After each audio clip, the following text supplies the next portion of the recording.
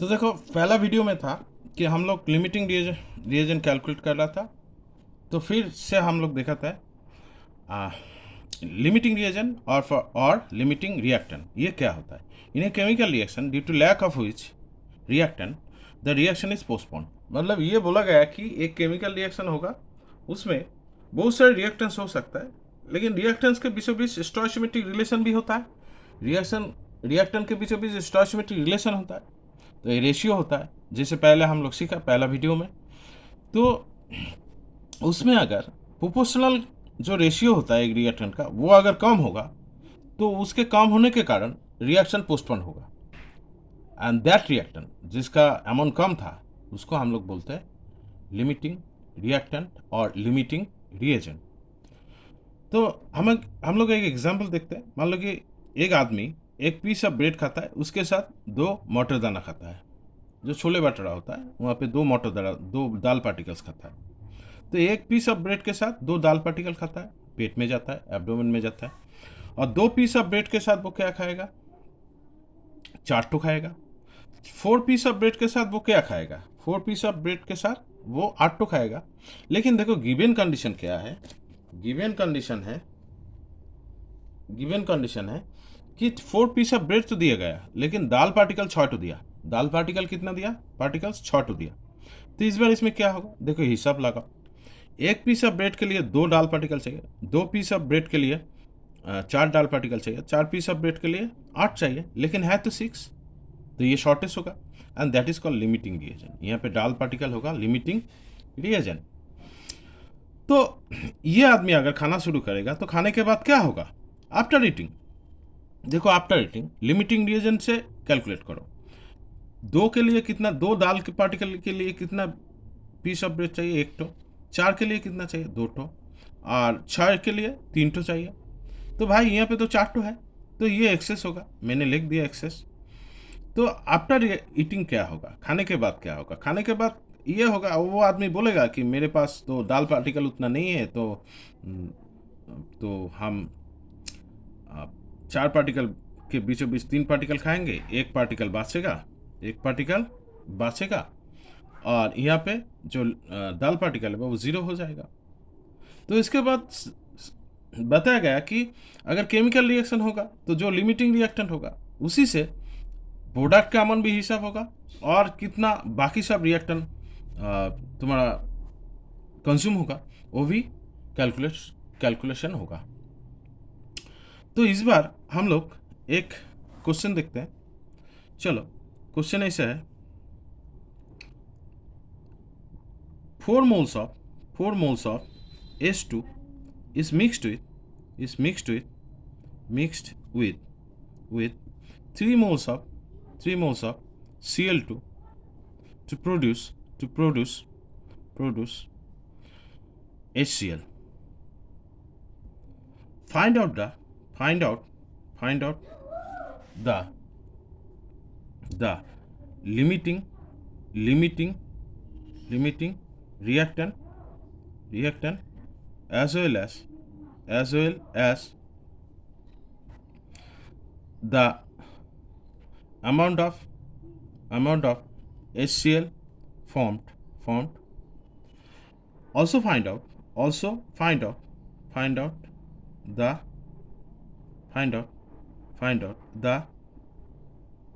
amount of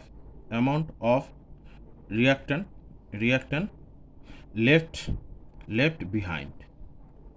मतलब इस question में पूछा गया कि हम लोग 4 मोल H2 के साथ 3 मोल HCl मिक्स्ड कर रहे हैं, और उसके बाद रिएक्शन कैरी ऑन कर रहे हैं, तो HCl बनेगा। तो पहले बोला कि HCl कितना बनेगा वो निकालो। उसके बाद पूछा कि लिमिटिंग रिएजेंट क्या है वो भी निकालो। उसके बाद पूछा गया कि जो रिएक्टेंट कौन बाँचेगा, H2 या Cl2, जो बाँचेगा एक्सेस रहेगा उसका अमाउंट भी निकालो।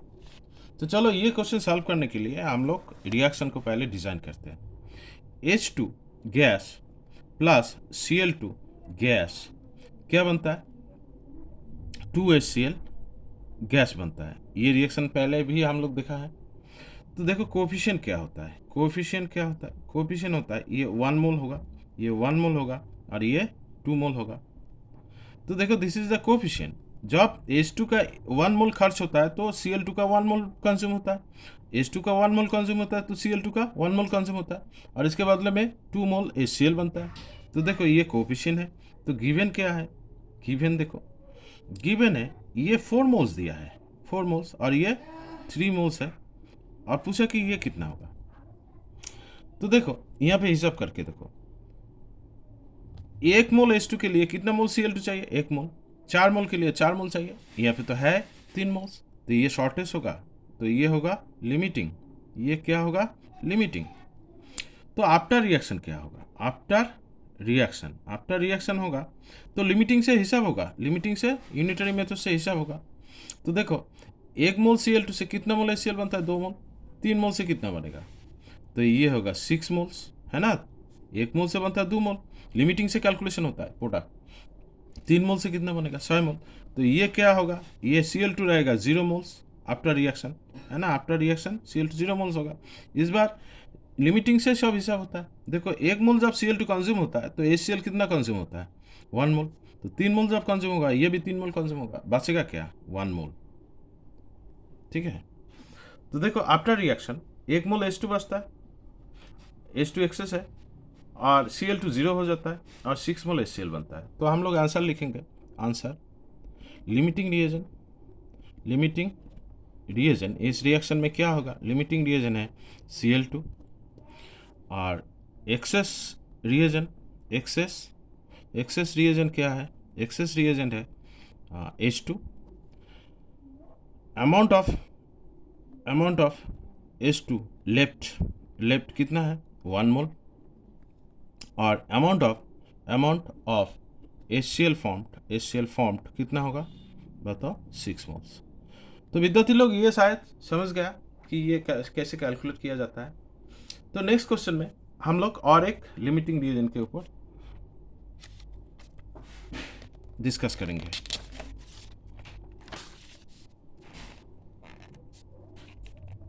तो चलो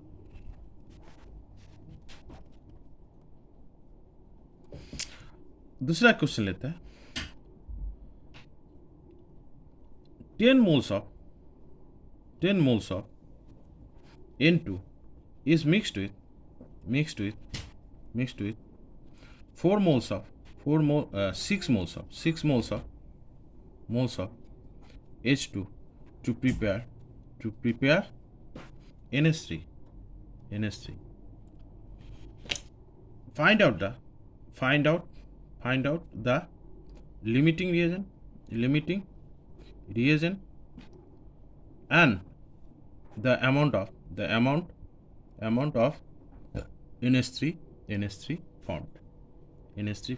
NH3 कितना बनता है वो कैलकुलेट करो। तो चलो देखते हैं, रिएक्शन लिखते हैं। N2 gas plus H2 gas क्या बनता है? NH3 गैस बनता है। तो यहाँ पे बैलेंस करो, मैक्सिमम नंबर कौन सा एलिमेंट का है? H का। तो यहाँ पे देखो H 2 है, यहाँ पे 3 है, तो LCM करो। LCM 2 और 3 का LCM होता है 6, तो यहाँ पे भी 6 मिलाना है, यहाँ पे भी 6 मिलाना है। हो गया बैलेंस। तो सिंपल सा टेक्निक से बैलेंस होता है विद्यार्थी लोग। तो इस बार कोफिशिएंट देखो, कोफिशिएंट तो N2 के सामने क्या है? 1 मोल होगा, H2 के सामने 3 मोल्स होगा, इसके सामने 2 मोल्स होगा। ठीक है। तो इसका स्टेटमेंट हम लोग बोल सकते हैं कि 1 mole of N2 reacts with 3 moles of H2 to form 2 moles of NH3। तो गिवन क्या है? गिवन क्या है? गिवन देखो ये 10 मोल्स है, और H2 6 मोल्स है, और ये NH3 पता नहीं। तो हमें पहले लिमिटिंग रिएजेंट कैलकुलेट करना है। तो देखो लिमिटिंग रिएजेंट कैलकुलेट करने के सिंपल सा एक को तुम पकड़ो, मान लो कि इसको पकड़ लेता है, ढक देता है। तो देखो यहाँ पे लिखते हैं 1 mole of N2 reacts with 3 moles of H2। तो 10 मोल्स क्या होगा? 30 मोल्स होगा। तो H2 तो है 6 मोल, तो ये शॉर्टेज होगा ना। उल्टा करके सोचो, 3 मोल H2 के लिए कितना मोल्स ऑफ N2 चाहिए? 1 मोल। तो 4 मोल के लिए कितना चाहिए? यूनिट में तो 2 मोल्स। ये कितना है? 10 मोल्स है, 2 मोल से ज़्यादा है, तो ये होगा एक्सेस। समझ गया ना। और ये होगा लिमिटिंग। तो लिमिटिंग से सब हिसाब किताब होता है। देखो लिमिटिंग से हिसाब करना है, अगर एक्सेस से हिसाब करेंगे तो रॉन्ग इन्फॉर्मेशन आएगा, एक्सेस तो ज़्यादा है ना, तो NH3 का अमाउंट बढ़ जाएगा, वो तो प्रैक्टिकली नहीं पॉसिबल नहीं है।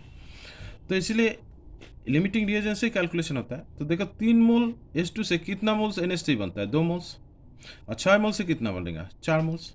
तो देखो यहाँ पे लिखते हैं आफ्टर रिएक्शन, आफ्टर रिएक्शन। तो आफ्टर रिएक्शन क्या होगा, फिर देखो 3 मोल्स H2 से कितना मोल्स ऑफ NH3 बनता है, 2 मोल्स, 6 मोल से कितना बनेगा, 4 मोल्स, तो ये होगा 4 मोल्स। और लिमिटिंग रिएजेंट ऑलवेज 0 मोल्स होता है, 0 हो जाता है, 0 मोल्स। और इस बार देखो एक्सेस कितना बचेगा, तो चलो इधर देखते हैं उल्टा करके। 3 moles of H2 reacts with 1 moles of N2, 6 मोल कितना करेगा, 2 मोल के साथ, तो ये होगा 10 माइनस 2 इतना मोल्स, मतलब ये बचेगा 8 मोल्स। तो आंसर क्या लिखेंगे, आंसर लिख देते हैं, आंसर यहाँ पे लिखते हैं, आंसर एक्सेस रिएजेंट, रिएजेंट क्या है, एक्सेस रिएजेंट है इनटू अमाउंट लेफ्ट कितना अमाउंट बचा है, 8 मोल्स, ठीक है। लिमिटिंग रिएजेंट क्या है, लिमिटिंग रिएजेंट है तुम्हारा हमारा H2, और इसके अमाउंट लेफ्ट लिमिटिंग रिएजेंट तो 0 होता है, 0 मोल्स, 0 मोल। और अमाउंट ऑफ प्रोडक्ट फॉर्म कितना होगा, अमाउंट ऑफ प्रोडक्ट फॉर्म होगा तुम्हारा 4 मोल्स ऑफ NH3, ठीक है। इस बार हम लोग, ये तो मोल रेशियो से देख रहा था, तो इस बार हम लोग मास से देखेंगे, मास से कैसे कैलकुलेट किया जाता है। तो मास से कैलकुलेट करते हैं, क्वेश्चन लिखते हैं।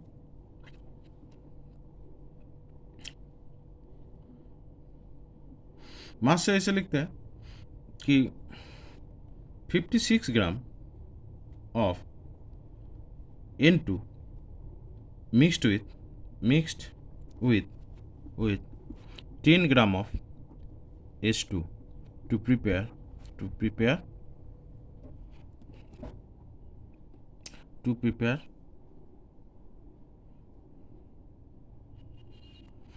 NH3. Find out the limiting reagent as well as the amount of NH3 formed. तो ये है क्वेश्चन में बोला गया कि 56 ग्राम N2 mixed with 10 gram of H2 reaction करने के लिए।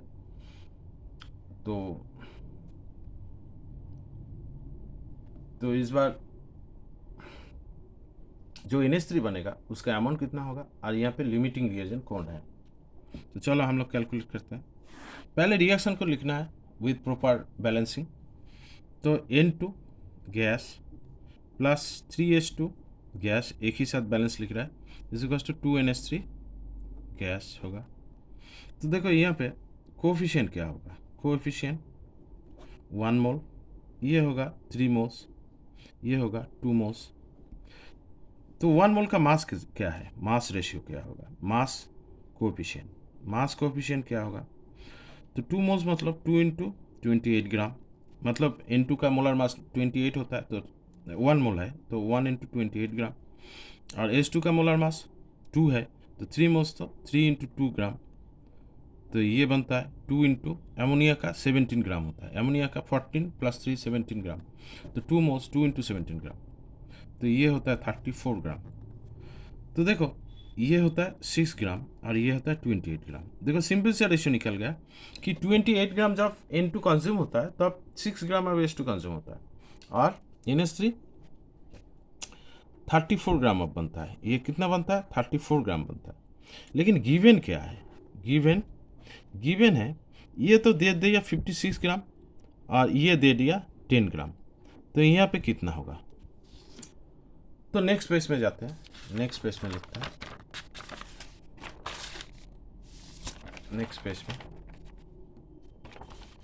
नेक्स्ट पेज में लिखेंगे कि देखो रिएक्शन का फील्ड लिखना है, N2 गैस, 3H2 गैस, ये बनता है 2NH3 गैस, ये 28 ग्राम होता है और ये 6 ग्राम होता है और ये बनता है 34 ग्राम।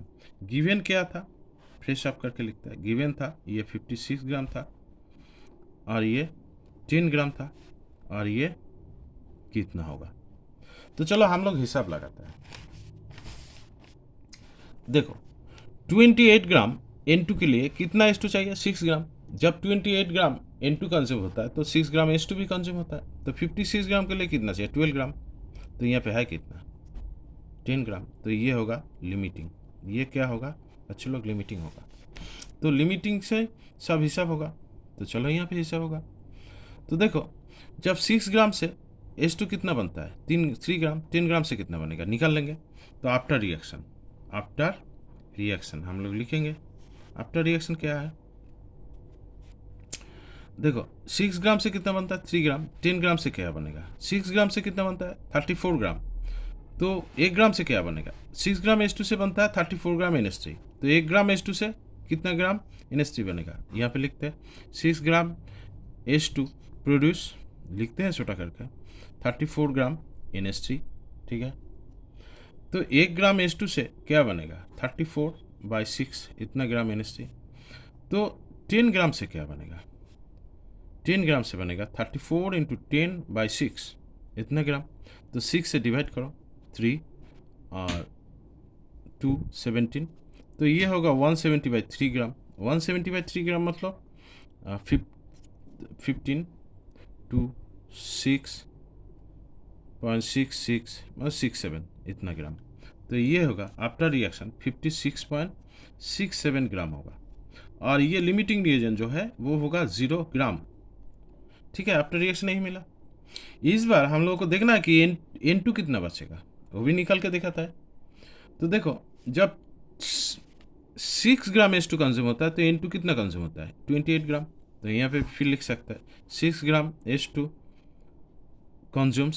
कंज्यूम्स जब ये कितना कंज्यूम्स करता है N2 को, 28 ग्राम। तो 1 ग्राम H2 कितना N2 को कंज्यूम करेगा, 28/6 इतना ग्राम N2। तो 10 ग्राम कितना को कंज्यूम करेगा, 28/6 इंटू 10, 2 से काटो 3, तो ये होगा 14, तो 140/3, तो ये होता है 6.6667 ग्राम। तो ये कितना कंज्यूम होता है N2, 46.67 ग्राम। तो ये बचेगा कितना, 56 माइनस 46.67 इतना ग्राम होगा। तो चलो ये होता है 3 7 3 7 7 9 5 9.33 ग्राम।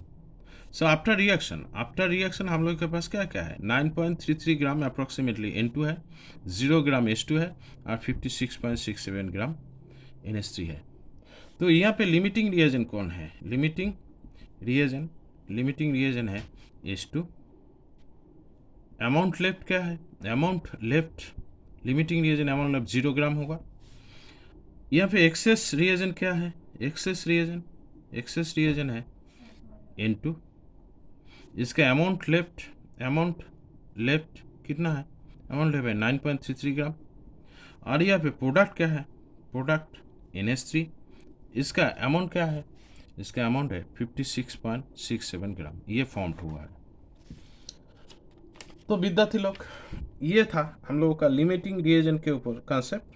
तो हम लोग ठीक तरीके से समझ गया लिमिटिंग रिएजेंट क्या है।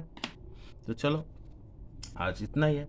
नेक्स्ट टॉपिक में हम लोग इस चैप्टर का बहुत सारे न्यूमेरिकल्स सॉल्व करेंगे। मैंने बहुत सारे कोचिंग सेंटर का 2-1 क्वेश्चन लेके एक लिस्ट बनाया, वही सब क्वेश्चन हम लोग यहाँ पे सॉल्व करेंगे।